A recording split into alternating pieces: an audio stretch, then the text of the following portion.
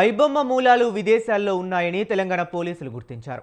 ఇటీవల మరోమారు ఐబొమ్మ ప్రత్యక్షం కావడంతో Telugu film chamber of commerce తరపున యాంటీ వీడియో పైరసీ సెల్ నిర్వాహకుల ఫిర్యాదుతో కేసు నమోదు చేశారు. 4 ఐపీ అడ్రస్ల ఆధారంగా వెబ్సైట్ మూలాలు విదేశాల్లో ఉన్నట్లు అంచనాకు వచ్చారు.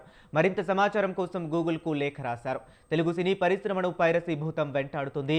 విడుదలకు ముందే కొత్త సినిమాలు వెబ్సైట్లలో ఉచితంగా వీక్షించే అవకాశం కల్పించి కోట్లలో నష్టం కలిగించారు. ఇక సినీ రంగ ప్రముఖుల ఫిర్యాదుతో లోతుగా దర్యాప్తు చేపట్టిన పోలీసులు ఐబొమ్మ గుట్టును రట్టు చేశారు.